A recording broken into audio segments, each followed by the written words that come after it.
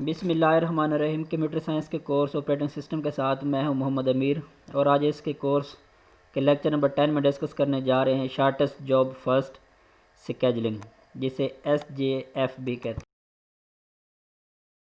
आज के हमारे टॉपिक्स के कंटेंट्स हैं, उसमें सबसे पहले देखेंगे SJF स्केजलिंग एल्गोरिदम का इंट्रोडक्शन, उसके बाद इसकी कैरेक्टरिस्टिक्स देखेंगे, एडवांटेजेस ऑफ SJF देखेंगे, उसके बाद डिसएडवांटेज और उसके बाद टाइप्स, और एट द एंड एक एग्जांपल से SJF स्केजलिंग जो एल्गोरिदम है इसको डिस्कस करेंगे।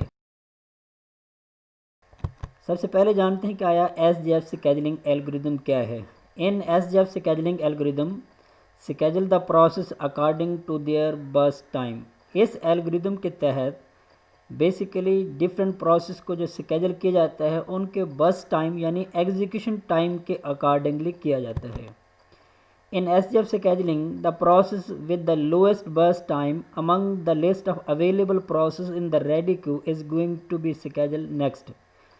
अब इस scheduling SJF scheduling एल्गोरिदम के अकॉर्डिंगली वो वाले प्रोसेस जो रेडी क्यू में होंगे उन लिस्ट में से सबसे कम जिसका बर्स्ट टाइम होगा उस प्रोसेस को सबसे पहले एग्जीक्यूट किया जाएगा। Shortest job first is a primitive और नॉन प्रिमिटिव एल्गोरिदम। ये जो SJF है बेसिकली इसके दो यूँ कह सकते हैं कैटेगराइज हैं, एक को प्रिमिटिव कहते हैं और एक को नॉन प्रिमिटिव कहते हैं। In the shortest job first scheduling algorithm, the job having shortest or least burst time will get the CPU first. It is the best approach to minimize the waiting time. इस SJF के accordingly basically जो waiting time है उसको minimize किया जा सकता है। It is simple to implement in the batch operating system because in this CPU time is known in advance, but it is not used in interactive system because in an interactive system CPU time is not known. Basically SJF scheduling algorithm है batch operating system में इस्तेमाल के लिए सबसे best है, जिसमें advance में हर process का जो बर्स्ट टाइम है वो पता हो तो उसके लिए बेस्ट है। अगर इंटरेक्टिव जिस तरह के सिस्टम हैं जिसमें एडवांस जो एग्जीक्यूशन टाइम है वो पता नहीं होता उसके लिए सूटेबल नहीं है। SJF algorithm is helpful in batch operating system where the waiting time for job completion is not critical. उसमें जो वेटिंग टाइम है वो बेसिकली जो है वो इतना क्रिटिकल नहीं होता बैच ऑपरेटिंग सिस्टम में, उसके लिए ये ज़्यादा हेल्पफुल है। SJF improve the throughput of the process by ensuring that the shortest job are executed first, thus the possibility of less turnaround time. अब इसमें जो थ्रूपुट है वो बेसिकली इंक्रीज़ होगी क्योंकि जो कम टाइम वाले प्रोसेस हैं उसको ज़्यादा वेट नहीं करना पड़ेगा। SJF enhance the output of the job by executing the process which is having the shortest burst time. अब इससे थ्रूपुट भी और इसमें जो आउटपुट है वो प्रोसेस के वो बेसिकली इन्हांस हो सकता है। अब इसका एडवांटेज देखेंगे। SJF is basically used for long term scheduling. इस लॉन्ग टर्म स्केजलिंग के लिए इस्तेमाल किया जाता है। The average waiting time of shortest job first is less than the FCFS। जो फर्स्ट कम फर्स्ट सर्व के अकॉर्डिंगली SJF के जो वेटिंग टाइम है वो जो है वो मिनिमम है। For a particular set of process SJF provide the lowest average waiting time. अब इसके अकॉर्डिंगली जो इसकी एवरेज वेटिंग टाइम है वो भी बेसिकली कम है। ये इसके कुछ एडवांटेजेस हैं। In term of the average turn around time it is optimal. अब इसमें जो टर्न अराउंड टाइम है उसके अकॉर्डिंगली भी ये सबसे बेस्ट है। अगर डिसएडवांटेजेस की बात करें, in SJF process completion time need to be non earlier although prediction is difficult. अब इसके डिसएडवांटेज ये है कि हर प्रोसेस का जो आपको एडवांस में जो कंप्लीशन टाइम है जिस एग्जीक्यूशन टाइम है वो पता होना ज़रूरी है। Some time the problem of the starvation occur in SJF। अब इसमें स्टारवेशन का भी वो जो है अक्रंस हो सकती है क्योंकि ऐसे प्रोसेस जिनका बर्स्ट टाइम बहुत ज़्यादा है तो उनको काफ़ी देर तक वेट करना पड़ सकता है, जिससे स्टारवेशन की सिचुएशन वो अक्रंस हो सकती है। SJF needs to knowledge to know how long a process will run. अब इसमें ये भी बड़ा इल्म जो होना ज़रूरी है कि प्रोसेस को कितनी देर वो एग्जीक्यूट होना है।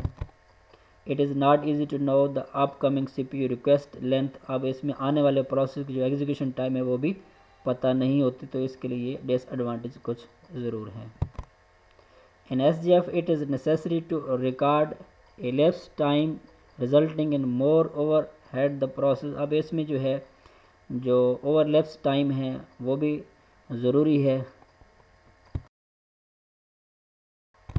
अब इसकी टाइप्स की बात करें तो दो टाइप्स हैं, एक को नॉन प्रिम्प्टिव वर्जन कहते हैं, दूसरे को प्रिम्प्टिव वर्जन कहते हैं। नॉन प्रिम्प्टिव वर्जन में है किसी भी प्रोसेस को ड्यूरिंग एग्जीक्यूशन प्रिम्प्ट नहीं किया जाएगा, और प्रिम्प्टिव में वो जो है उसको प्रिम्प्ट किया जा सकता है, और इसके अकॉर्डिंगली इसका एक एल्गोरिदम है जिसे शॉर्टेस्ट रिमेनिंग टाइम है, वो इंशाल्लाह नेक्स्ट लेक्चर में उसको भी डिस्कस करेंगे प्रिम्प्टिव वर्जन को।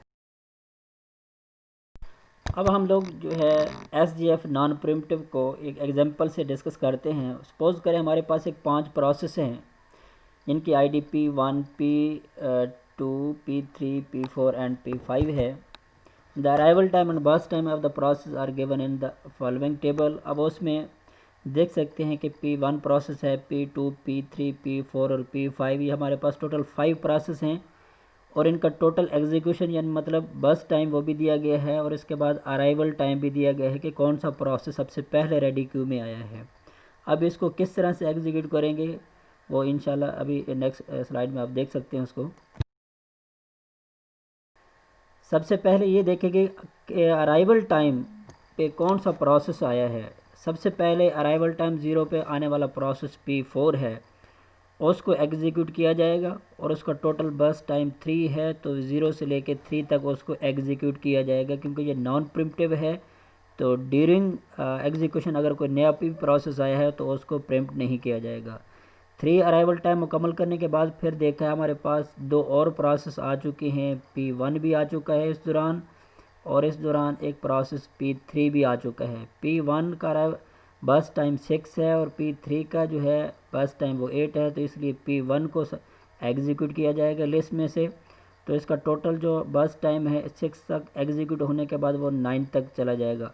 इस दौरान और भी रिमेनिंग जो 3 प्रोसेस हैं वो आ चुके हैं, और उसके बाद उनमें से देखेंगे किसका बस टाइम सबसे कम है, तो उसके बाद P2 का बस टाइम कम है तो उसको एग्जीक्यूट किया जाएगा, और इसके बाद P5 का टोटल एग्जीक्यूशन टाइम 4 सेकंड है उसको एग्जीक्यूट किया जाएगा, और रिमेनिंग जो बस टाइम वाला प्रोसेस है जिसका हाईएस्ट बस टाइम है वो P3 है जिसका 8 है, और उसके बाद इसको एग्जीक्यूट किया जाएगा।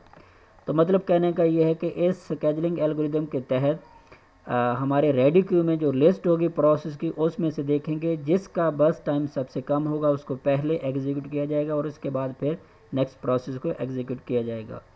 तो अब हम लोग इनको वेटिंग टाइम और टर्न अराउंड टाइम भी कैलकुलेट कर सकते हैं। उसके लिए फार्मूला है वेटिंग टाइम का कि टर्न अराउंड टाइम में से बस टाइम को माइनस कर देंगे तो हमारे पास वेटिंग टाइम आ जाएगा, और उनको फिर नंबर ऑफ़ प्रोसेस पे डिवाइड करने के बाद एवरेज वेटिंग टाइम निकाल सकते हैं।